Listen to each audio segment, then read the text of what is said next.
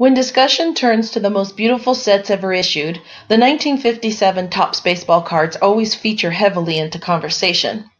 With bright, clear photos and minimal design elements, there is nothing to distract collectors from the grandeur of the game and its denizens.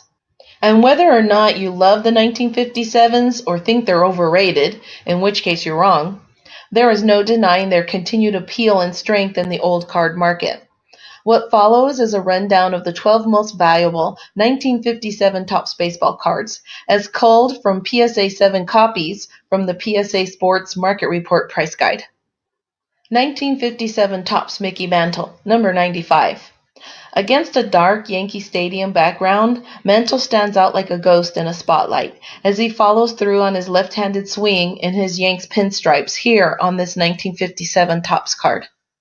And a spotlight would have been a fitting device for the young slugger, who had enjoyed perhaps his greatest season in 1956, winning the American League Triple Crown and MVP award, and driving the Yanks to yet another World Series title.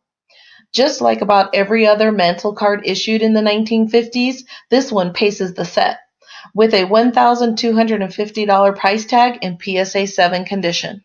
1957 Topps Brooks Robinson rookie card, number 328.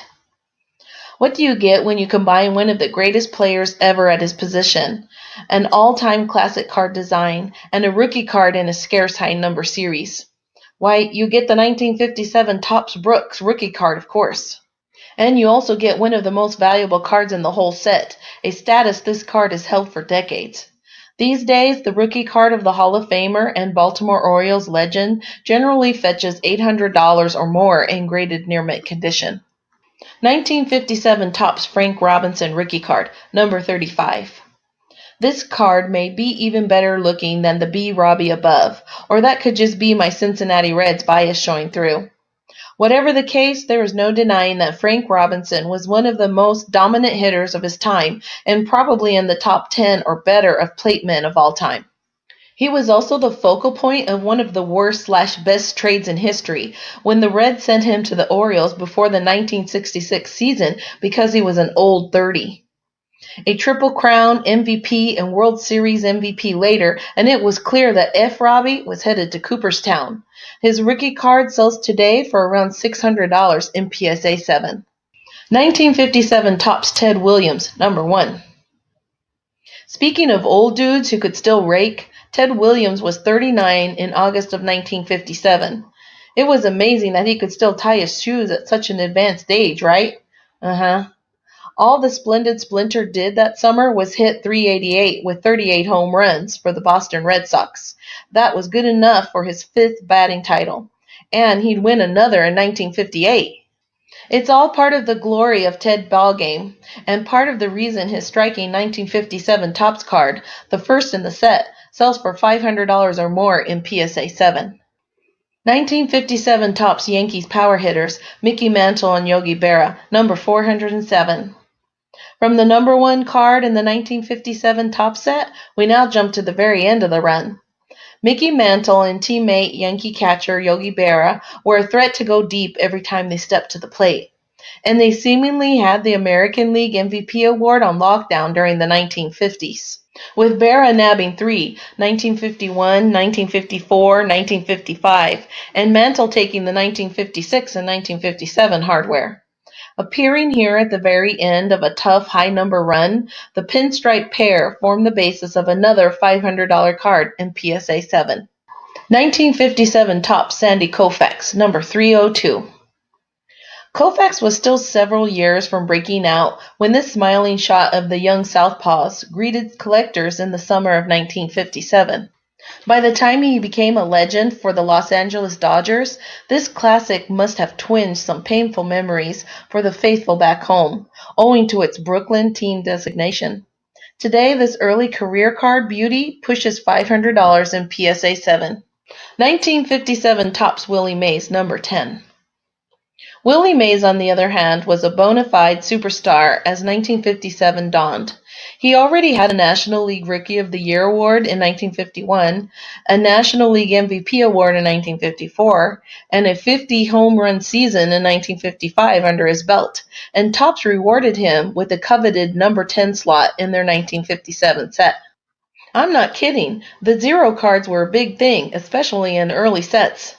Of course, the Say Hey Kid was on a collision course with all-time greatness, and this card reflects that status at about $300 in PSA 7. 1957 Topps Hank Aaron, number 20. Pretty much the same story here for Aaron as it was for Mays, except Henry wouldn't win his only MVP award until that summer of 1957, and he never did top 50 home runs in a season. And back in 1957, probably not many fans would have predicted that it would be Aaron who would go on to break Babe Ruth's all-time home run record. That kind of talk was reserved for Mantle and Mays, maybe Duke Snider if you were silly.